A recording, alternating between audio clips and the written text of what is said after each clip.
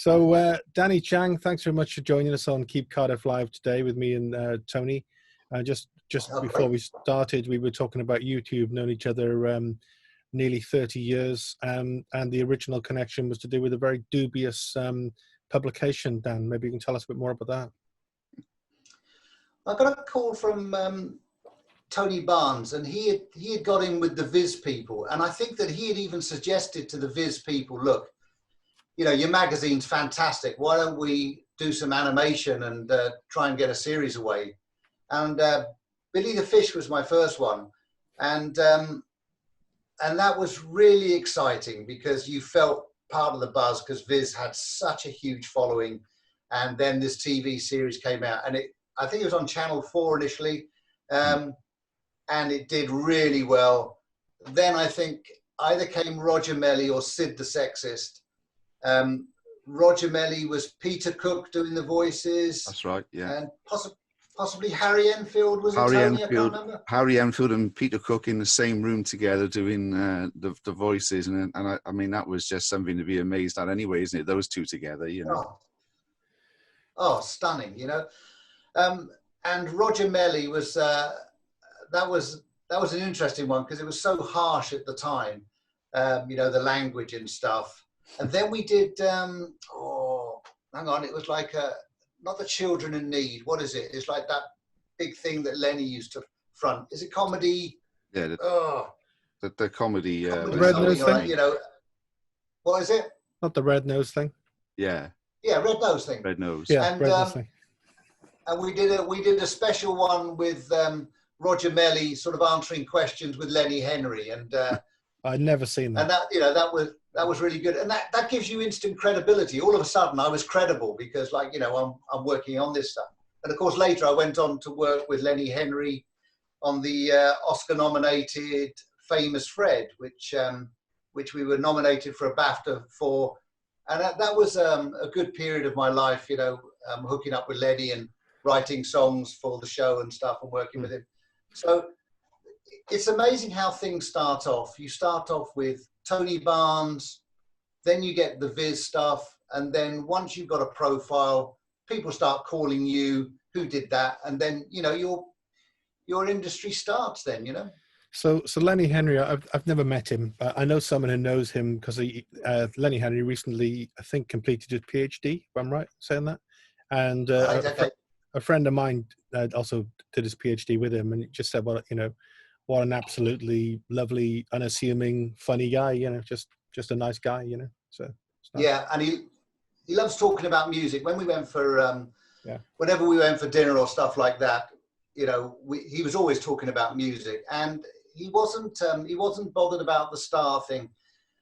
We did a lot of recordings in North London in a studio where Zomba used to be. They had a couple of great studios there. So we did some stuff there. And then we went down to Stuart Epps' place, which was down in Cookham. And Stuart used to work with Gus Dudgeon, and he was in the studio area where Jimmy Page had his studio. So you had Jimmy Page had his studio, and then next door was Stuart Epps' place, which was a very vintage sounding studio, but it was lovely. It had a great vibe, and we did some songs down there with Lenny, and they were good times. And of course, I know I'm going to go on and rabbit on a bit. No, it's good. I like your rabbiting.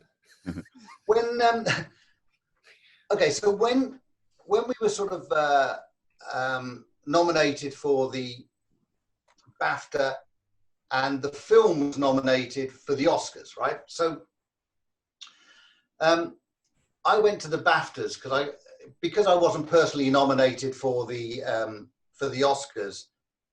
I didn't want to spend the money, but I spoke to my manager, Jim, and he said, look, go to the Oscars, because Jim, my manager, works with Elton John and Ed Sheeran, so, you know, he's a handy guy. So Jim says, look, I've got you into the Elton John party if you want to go to, go to the Oscars, you know? So I was kind of weighing up thinking, oh, okay, shall I go? Because that would be great fun. But then my dad was getting old, so I took my dad to the BAFTAs, you know. Oh yeah. And while I'm, this is, you know, crazy stuff. So I'm up the BAFTAs, and before I got to the BAFTAs, I was working with David Emanuel, and I knew I was going to the BAFTA. I said, David, how much should I pay for a dinner suit?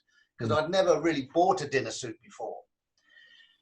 And he said, oh, I think about £400 would do, Danny. And that was a lot of money to me in those days, you know.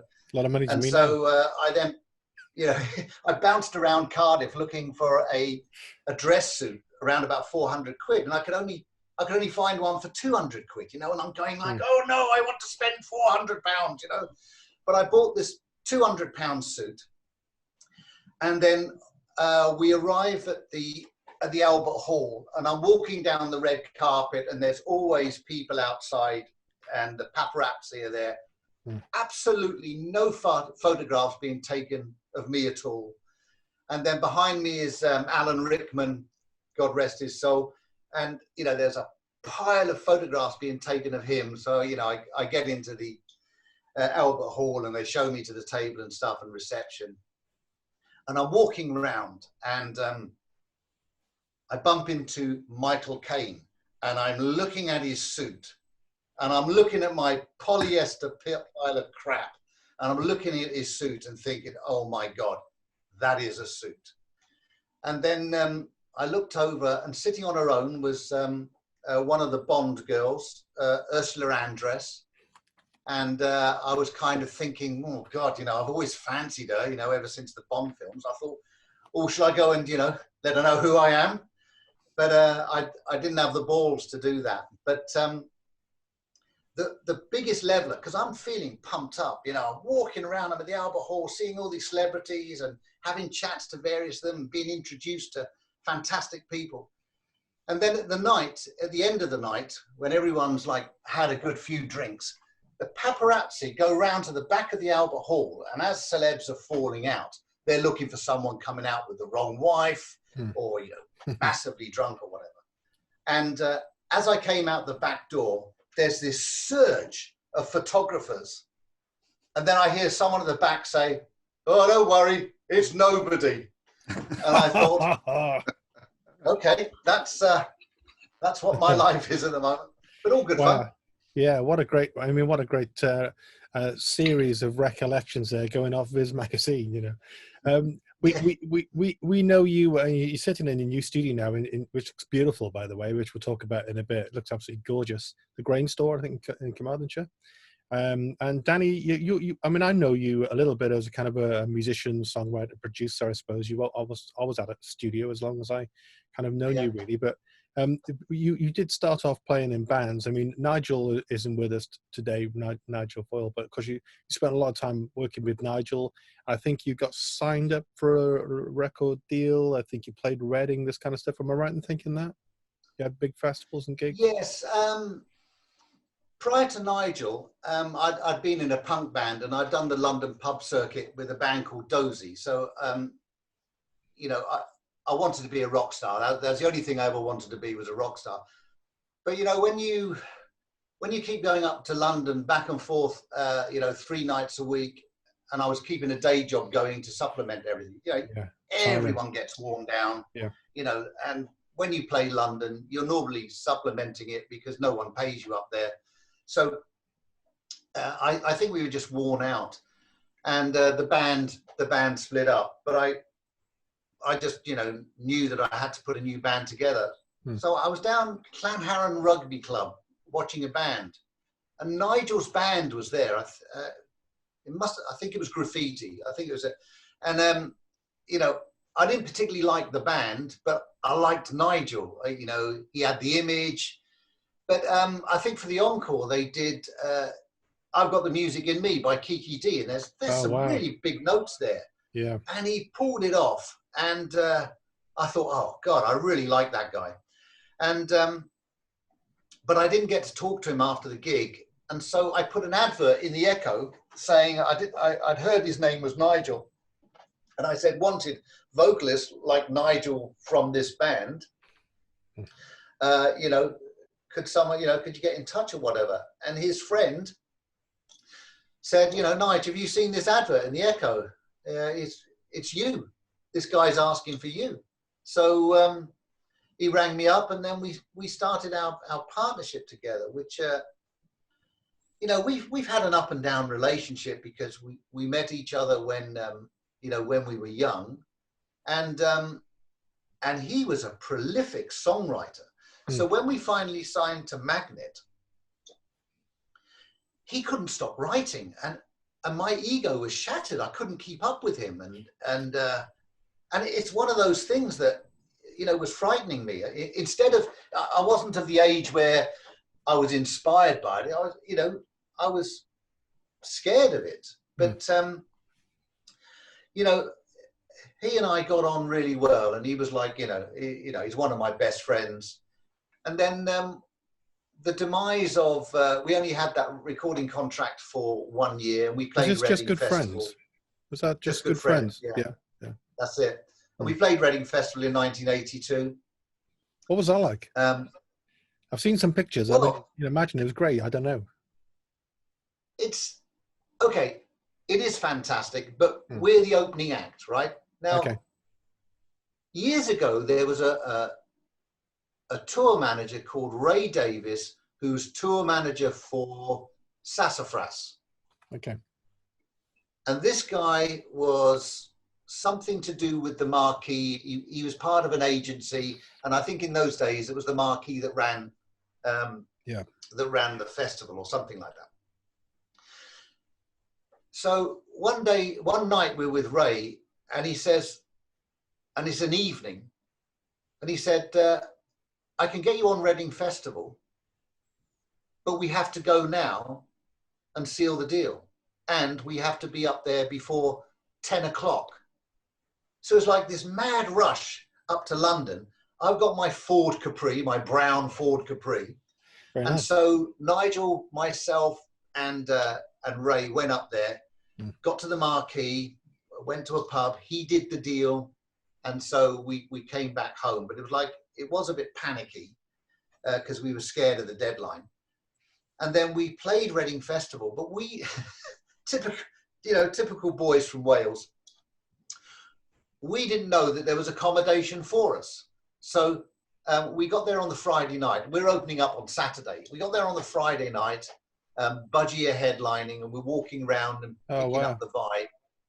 And then when it comes to sort of bedding down for the night, we couldn't get a bed and breakfast anywhere.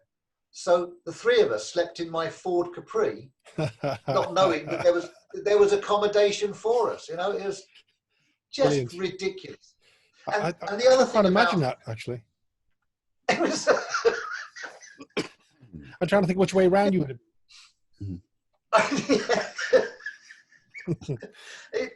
It wasn't a great night's sleep, and I think we went to a local swimming bars to have a wash and everything before the show, and there's all this bravado with rock band.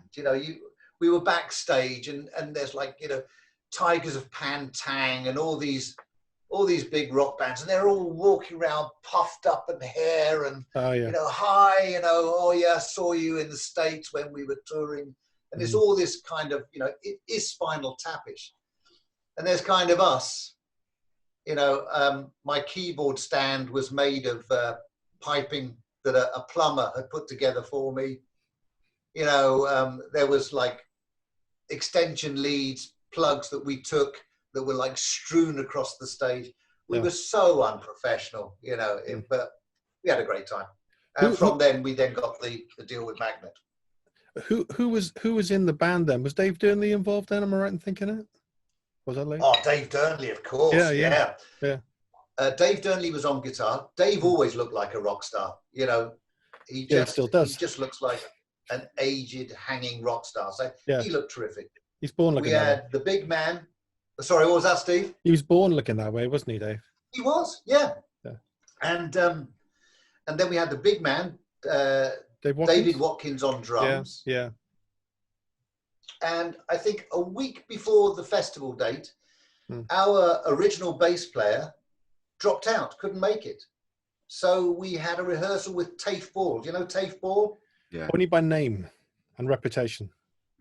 Okay, well, Tafe kind of always followed Pino Palladino. So when Pino left one band, kind of Tafe would be in it. He did a lot of stuff with Barbara Thompson.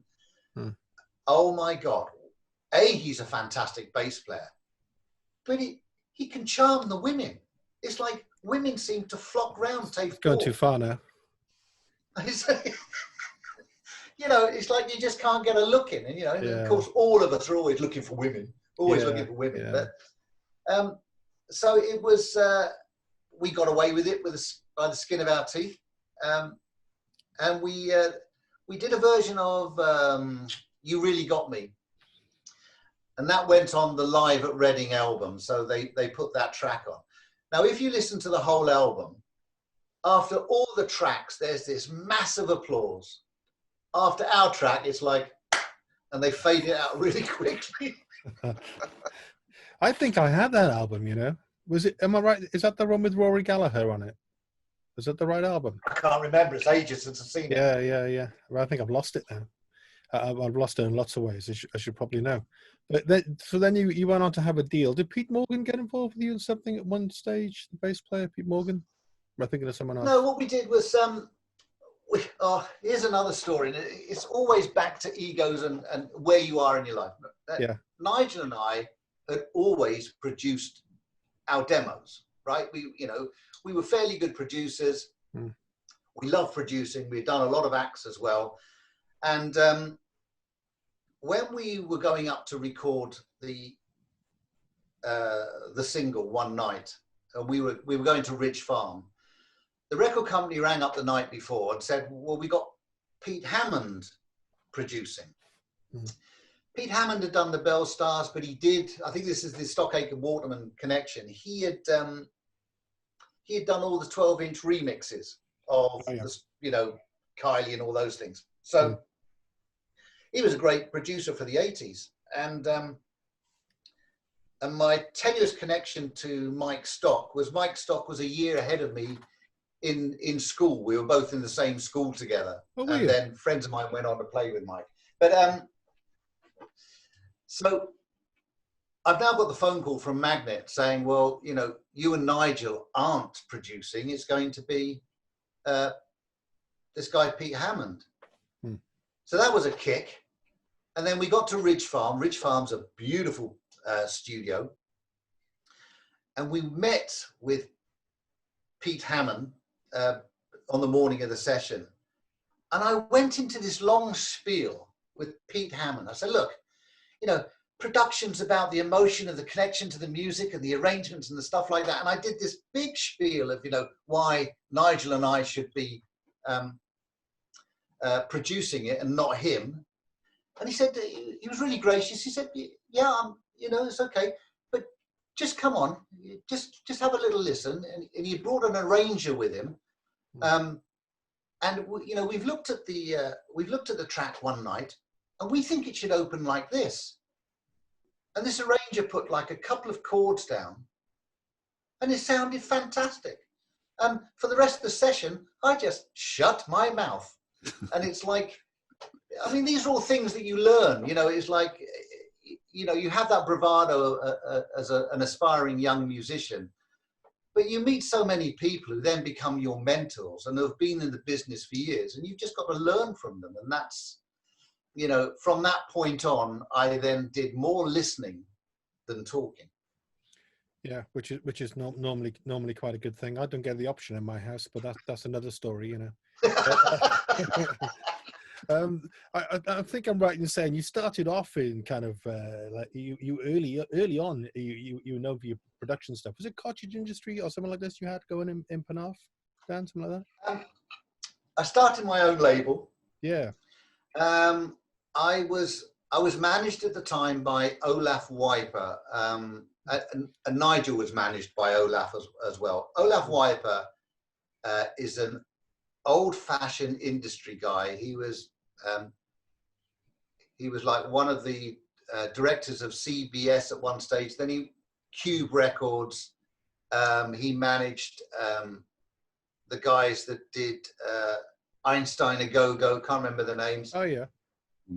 He was also publicist for David Bowie. He was publicist for or press officer for Mark Bolan. So this guy had all this experience. And I opened up Cottage Industry Record to just be able to release stuff. And Olaf was part of that as well. Okay. And it was okay. But, you know, being in the record business, and I've been in actual manufacturing records and producing them for a long time. You never make any money out of them. They just drain everything. And you know, I had limited resources, and of course you want to do the best recordings you can, and sometimes that's expensive. And then when the artist that you've signed doesn't become a major star within 3 weeks, then all of a sudden it's all my fault. So you have to deal with all that. There's a psychology to it. And, you know, like most of my ventures, when I branch away from writing music or television, I usually fail at them because I just, you know, that's not my business, you know. But you moved away from Penarth then, and a few years later you ended up in a place I've not been to, but sounds really idyllic, is Galway Hill in the Herefordshire area. Yes. And yes. sort of started afresh there. Yeah. Well,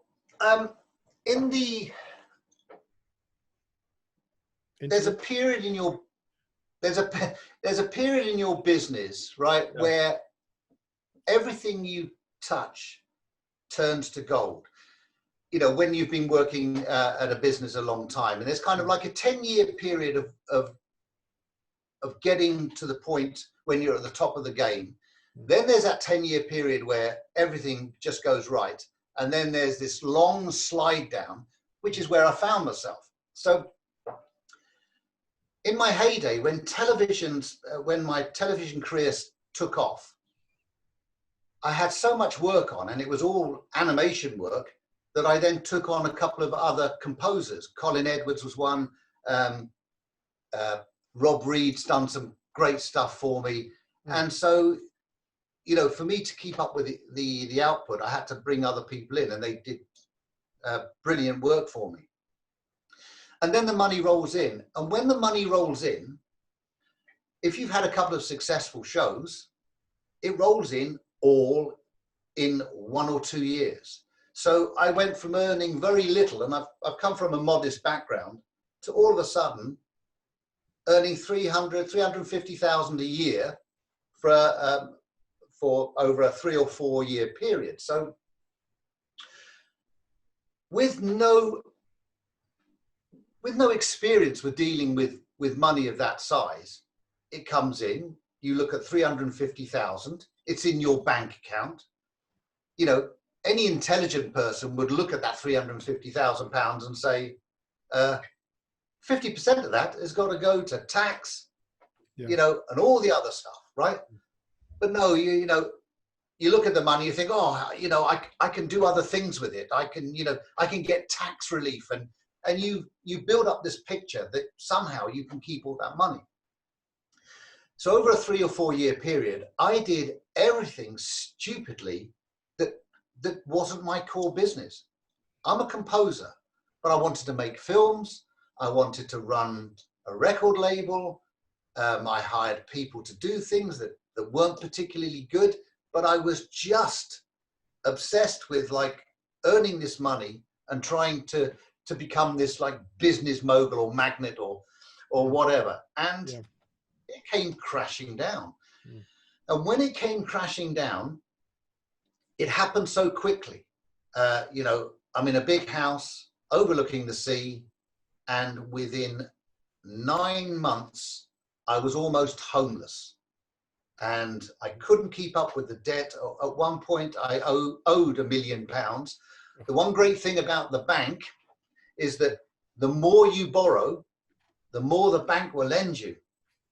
Yeah. And then in the end, it all came crashing down, and it ended in divorce. I had a terrible acrimonious divorce with my ex-wife, and it all fell apart. And I managed to get, I said, I'm going to have to get away from everything. I mothballed my studio and moved up to a little place in Herefordshire where I rented for a bit. And then I met Helen, my partner, who basically saved me. She was able to finance me in those couple of bad years. The one thing that happened, I couldn't write music anymore. For 2 years, I didn't write a thing because when you write music for a living, everything you do is like, well, that's not going to earn anything. So I was never writing music just for the pleasure. It's like I'm writing for some reason of earning money.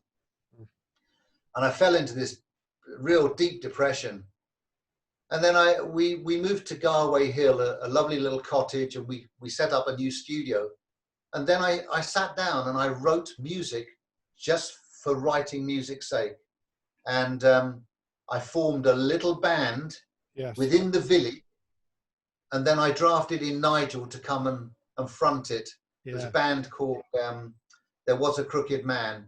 Yeah. And from that point on, I then felt more confident about getting back to music.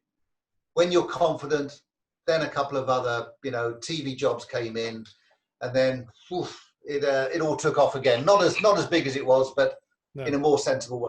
So there was a Crooked Man. Of course, my band did a gig with yours at the Globe, which was a very ambitious, very ambitious thing actually to do, wasn't it, to book the Globe? But by hook or by crook, and a lot to Nigel's credit, I think actually managed to get enough bodies in there to kind of make it worthwhile.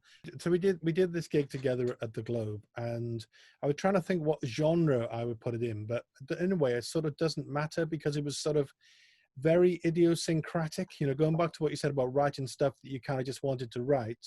It was kind of that was the kind of vehicle that you were riding at that moment, and you kind of lived that experience, and that's what it was, wasn't it? It was, and the other thing is that we made the rest of the band didn't have any experience in playing in a band, and they'd never written before, and we made them write songs. We said, look, you've got to come up with a song, and they'd never written before, but they came up with a couple of gems, and I think that it just goes to show. Anyone can write a song. You just have to apply yourself to it. I think where people fail is that they'll write a couple of chords and they'll sit down and go, oh, that's crap. But you've got to write through the crap, and gradually it's like being an athlete. The more you do it, the easier it becomes. I mean, I remember them being a nice bunch of guys, and I also remember when we turned up for the sound check, you were outside and you had a ukulele in your hands, and then that ukulele became a key part of probably we would say was probably the hit song, really, wasn't it? I guess you wrote it, did you? It was. Yes, we wrote Everything's Going My Way Now, and we got it onto a #1 film, an animated film in the in Germany, and they used it on the outgoing credits. And it's like it's a lovely song. It's just great. Yeah, good fun. Yeah, and it really, I mean, it's just, I suppose it's sort of an indication of the simplicity of the song. You can just stand there with the ukulele in the street and play it, and you go on a stage and play it. The song just works, doesn't it? When I'd come back from Helen and I had come back from a meeting in Germany, and we were going to take a couple of days off because we had driven to Germany so we could have a look round. And we stopped off in Whitstable, and Whitstable is a lovely little Kentish sort of seaside place on the estuary. A lot of Londoners go there for their holidays. Anyway, so we go to Whitstable and we're looking around, and in this junk shop is this ukulele, and it was 12 quid. And I said, oh, do you know what? I think that could be something that I could use, never played ukulele before. Bought it, then we had to buy strings. I think we had to go around to Herne Bay to buy the strings. The strings were more money than the ukulele itself. Yeah. So I strung it up, went onto YouTube, managed to get tuition on a couple of chords and how to tune it. And then immediately, once I got 4 chords, immediately wrote that song. And it was that simple. And the funny thing about songwriting, I don't know if you've come across this, but for me, outside of it must be something to do with my television upbringing, is that, you know, when you're on a deadline, and like the last movie I did, they did a soundtrack album and they wanted 10 songs, and those 10 songs came very quickly because I had the deadline. So if I'm doing something now, it will be, I'll start with the project. That project is the thing. So I start with the project. I don't know what it is yet, but that's what it is. Yeah. So recently I'm doing a Crosby, Stills and Nash and Young type band down here. So it's doing those 3 or 4 part harmonies, using some young players down here. Yeah. So I had to write some material for them just to get the project going. You know, I want other people to write because I can't write it all. So I've been toying with this project. Once I'd nailed the project, I then got up and said to Helen, I'm going to the studio today because I've got to come up with some stuff. Normally when I get into the studio, I'll have one track in mind. I'll lay down a drum track, do a little bit of guitar, map it out, bass and stuff like that, and then do some guide vocals. This I didn't have bloody time for. First of all, the tune started flowing and I started trying to map it out. And then another one was coming in. So I thought, shit, I'm going to have to just get that one out of the way. So I quickly got that down. Another one came in with another one behind. I wrote 5 tunes so quickly that in the end, I was just one guitar and humming the bloody tune or some gash lyrics to get it down. And that's not saying how great a songwriter I am. I'm just saying that sometimes that's how the flow is. And you can't ignore the stuff coming behind. In the past, I've maybe woken up at 3 o'clock in the morning with a tune in my head. And I'll be so tired, you just think, oh, I'm not going to get up. I'll remember it in the morning. Never do. And I don't. Never do. No. You know, and then what I found now is that if a song is waking me up in the night. Mobile phone is your friend, Danny. Oh, yeah.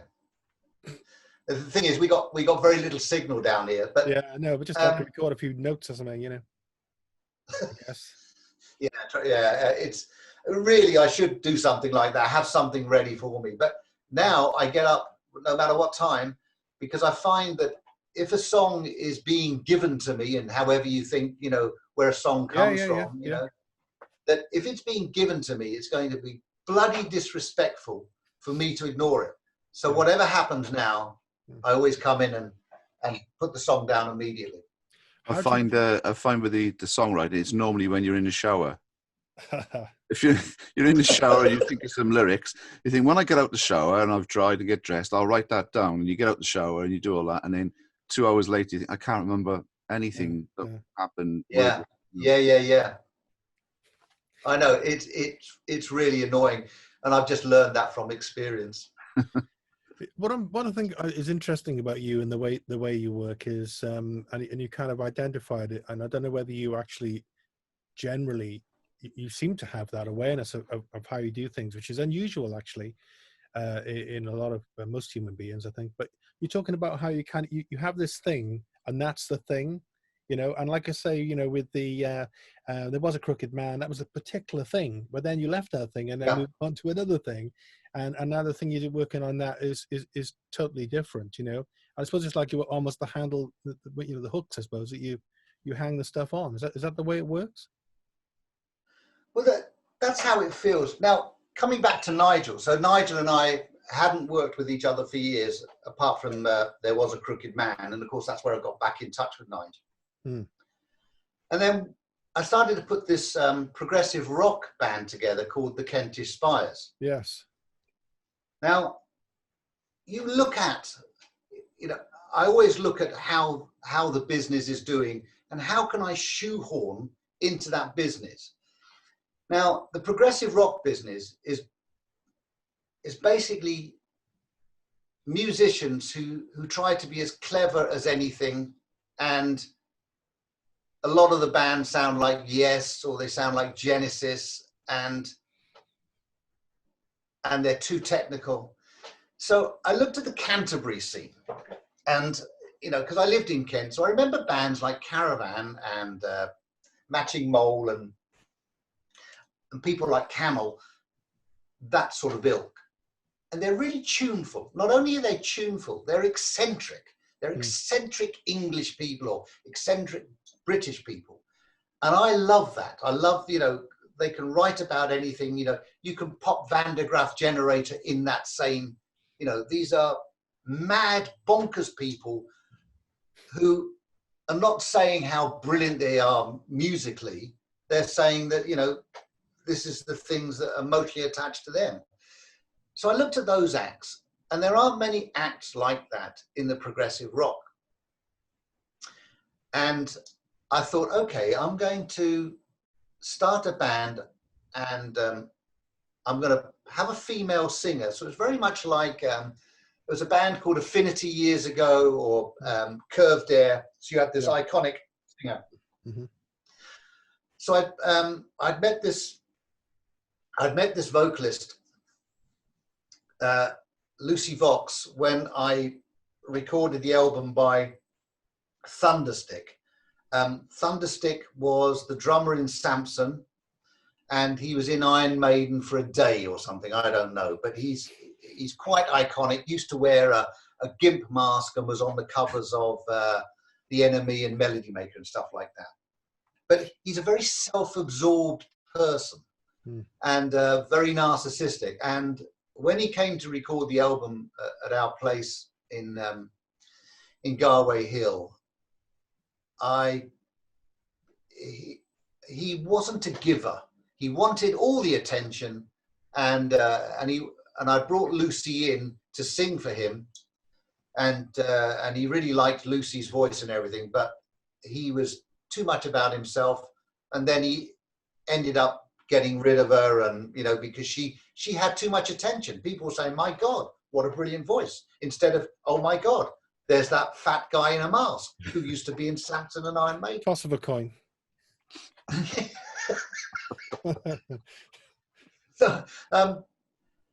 So when I was thinking about the Kentish Spires, I roped in an old mate of mine who lived in Kent, and he loved progressive rock music. And I said, "Look, I want to start this band." And I want it to be, you know, there's got to be a 20-page booklet.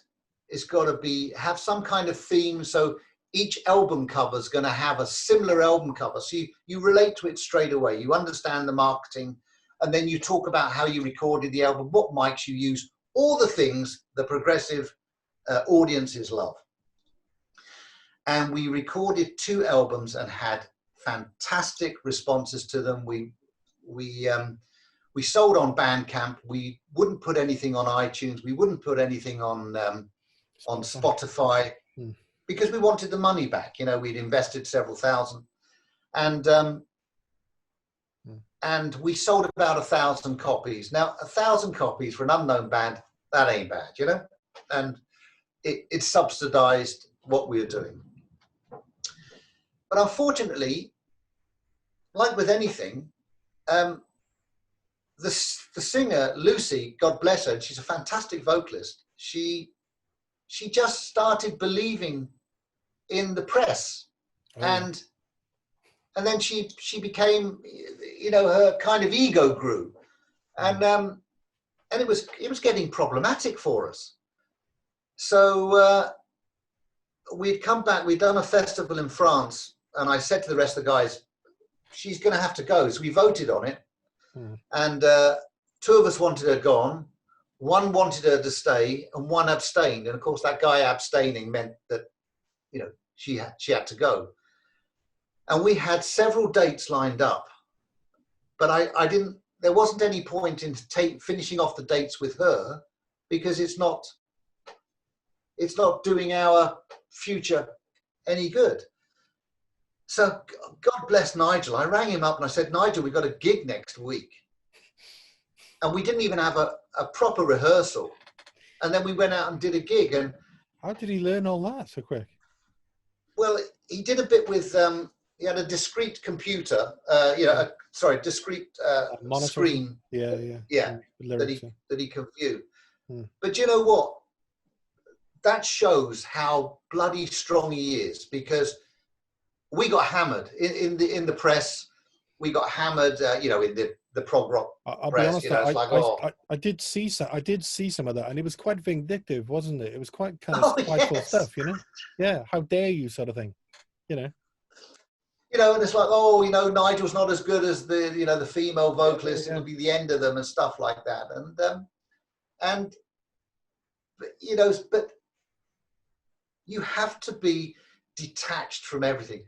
I don't take anything personally anymore, because my whole business when I'm producing or working with artists, it's a psychology.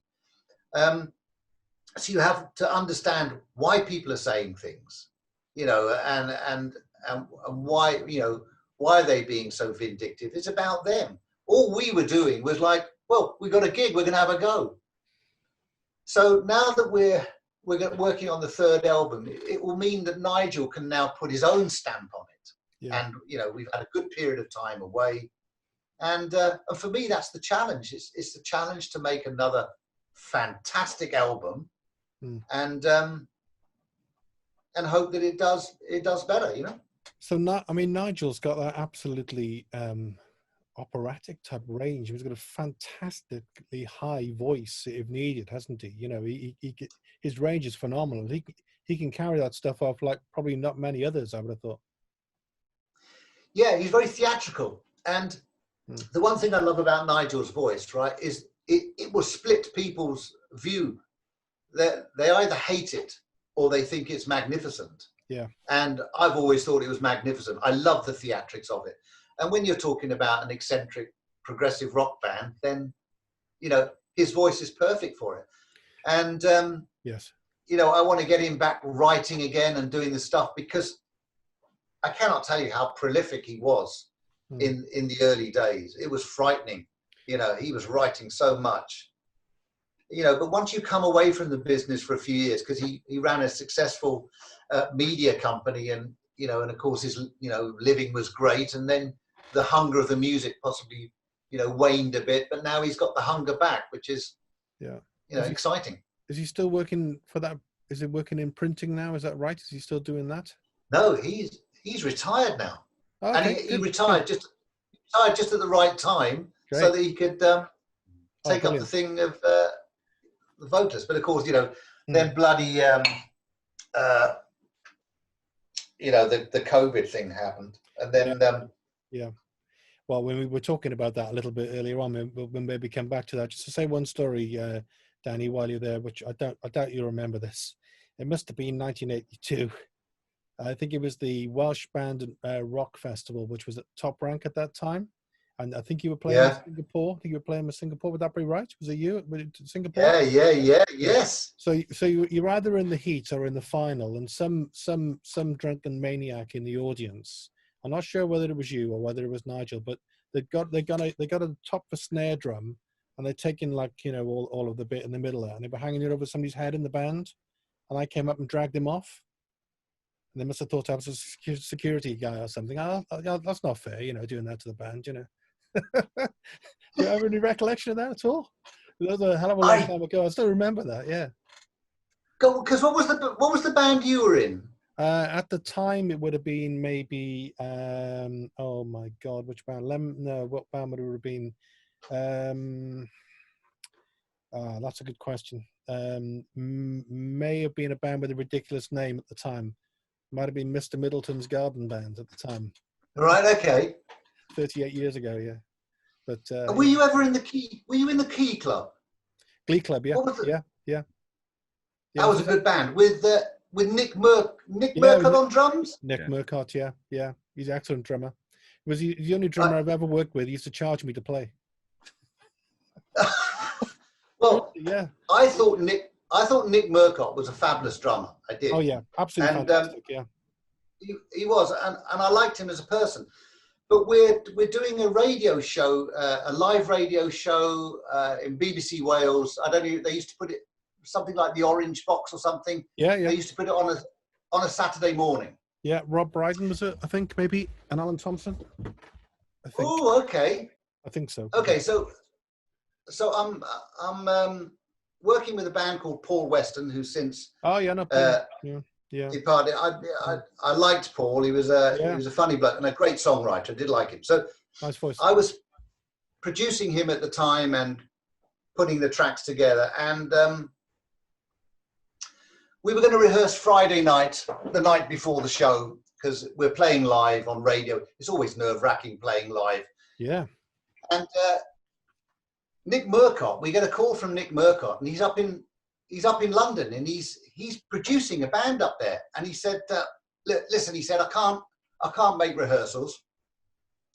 But I'll be there tomorrow morning for the show."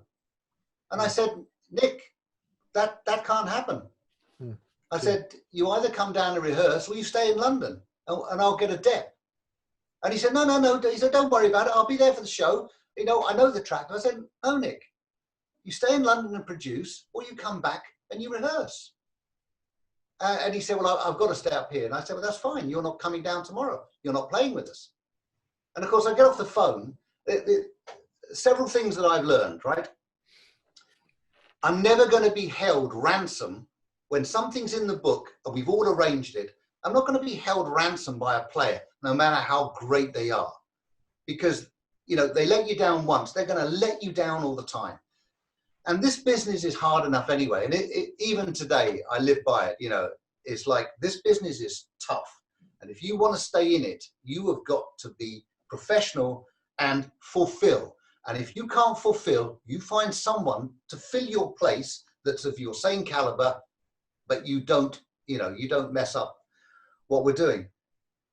So of course I got off the phone and I thought, shit, I haven't got a drummer for tomorrow, and we're rehearsing tonight. Yeah. And I managed to get in touch with Greg Haver. Oh yeah, well, there we go. And you know, it's end of game, because Greg, you know, he says, send me over the tracks, I'll learn them. I can't remember whether he rehearsed that night or whatever, but I think he may have done, and glanced over the tracks. Come the Saturday morning of the show, Greg sits in, seamless, nothing goes wrong, fantastic. Yeah. That's interesting. I didn't know about the connection with Nick Murcott. Have you seen what he's doing these days? Have you caught up on what he's doing these days? He's kind of like I don't know. He's like a top academic don. He's got some incredible job in some ridiculously expensive, educational establishment to do with like conservatoire kind of stuff with music. You know, he's yes. So, I did like him though, and I loved his drumming. I also loved the Key Club. I thought the Key Club were very classy. Really, you know. Thanks. We never made it, but there we are. Never mind. But talking about bands and being good at what you do, of course, your current project, I noticed that you're working with people like Lynn Phillips and what's the name of that female vocalist you were working with yesterday? Trying to remember her name. Oh, Jane Williams. Yeah. So you're working with some good people.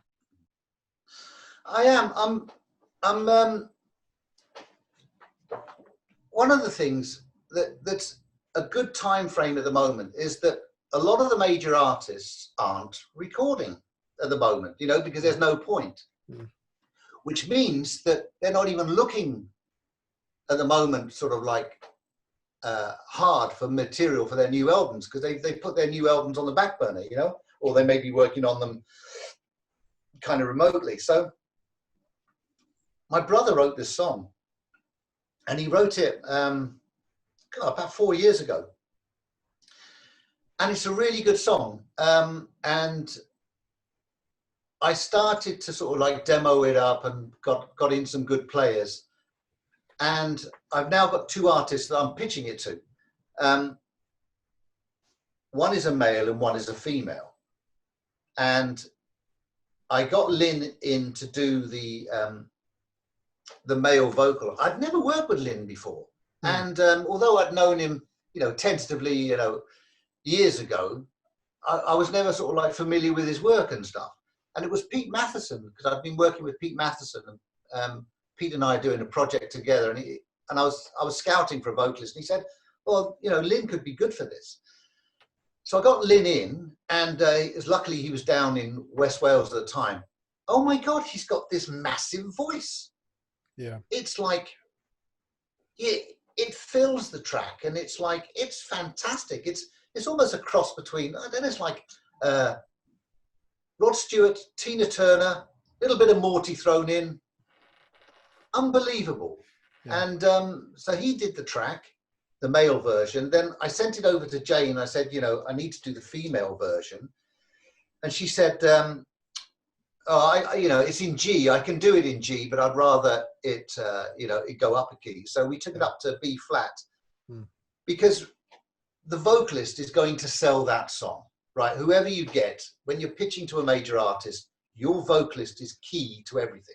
So I have to find the key that's great for them to be able to sell the song. So I've got to mix those and get those. But they're very middle of the road tracks. But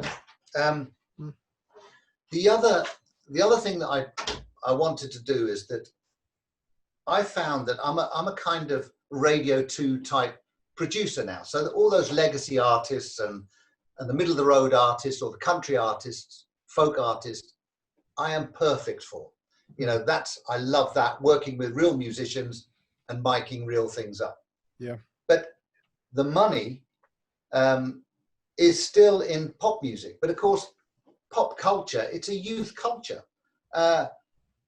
So my manager said, look, he said, you can still write good songs. He said, but your production's too old fashioned, you know? So he said, if you want to write songs, he said, work with a younger producer, unless Dan, you want to listen to Radio 1 all day. So I got in touch with Luke Jones. Do you know Luke Jones from No.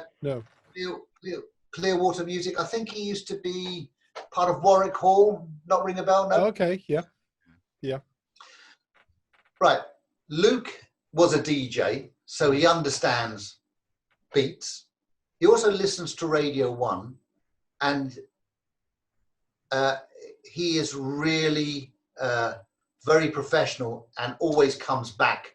So I had a meeting with him up in Galway, but nothing really happened because, you know, I wasn't kind of ready for it. Then anyway, I did this track, this is last year, called Me Too. So this is my first forage into working with a younger producer. So I sent over my thing that sounded like an old man using GarageBand, you know, with the song. Hey, come on! Don't have a go at me in public now. Come on. Still trying to get me out. So so I sent this over to Luke, and Luke comes back, and I hardly recognise the track. Now, the one thing you've got to do is you've got to, first of all, get over the shock that someone has like taken your song and redone it. And you think to yourself, right, that's how he's seeing the song. And I've got to get over myself. I've got to stop worrying about it. This is purely business. Mm-hmm. So I sent this track up to Jim, and he said, this is a good start. And he took it into Sony, and they had a meeting with it. And Sony said, oh, this could be a big summer hit. So like, this is my first go with Luke. And of course, you have to hit the timing right. I mean, COVID, you know, really stuffed it to us, because really, you know, we just couldn't move on with it. And of course, when we come out of it, that track will now be old. Sony would have listened to another 1,000 tracks, and Sony will say, oh, it's going to be a big summer hit. Oh, it's going to be a big summer hit. So, you know, that's how it goes on. So last week, we sent another track. This is our second track up to Jim. And Jim comes back on the phone straight away. He said, this is it. He said, this is the best stuff you've written. And once again, it's Luke who's done all the arrangements and has written half the lyrics in a kind of speak that I wouldn't understand, you know, the modern street speak or whatever. And then we got a list of artists who it's going to go to. But then Jim came back to me this week, and you know, when you're in the right area, he said, listen, we need to change some lyrics. So we're now back where Luke is changing the lyrics so that we then get to the next stage. Now, the interesting thing about modern music, and I am going to write about this because I think that a lot of people, because they get frustrated when they don't understand what the business is. We don't sell product anymore in the original sense. No one buys a CD, you know, in the young market, right? It's all streaming. So in the old days, producers used to get a percentage of the retail price or the wholesale price. Sorry. So they used to get a percentage, anything from 3 to, you know, depending on how big you are, to 16% or whatever.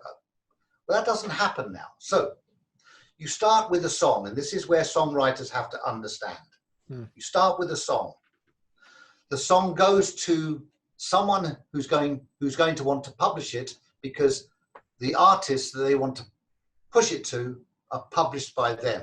So straight away, you're parting with percentages on the publishing before you even get anywhere else. So you think, okay, you started with 100%, now you have 75%. Then you get to the artist, and the artist says, I love this song. How much are you going to give me percentage-wise for me singing your song? Because I'm going to make your song a hit. And without that publisher sending it to me and me singing it, you're not going to get anywhere. So all of a sudden, another 25% comes off, or even more, depending on the size of the artist. So you're down to 50%. Then a producer comes in, and the producer says, well, I can't make any money, but I'm bringing my best kick drum and my best snare drum sound, and I'm going to come in, and I need a percentage. So you then lose another 10%. Then there's another guy who raps, and he's like, oh, he's the coolest rapper in the world. But he comes in, and like, once you've got him rapping on the track, then it sells more units. You say, well, I'm rapping on the track. I've just added, baby. I've just added that. That's going to be another 10, 15%. So you get to a point where you started with a song, and all of a sudden you've got 6 other people all co-writing this song with you. If you can get over that, then you can make money.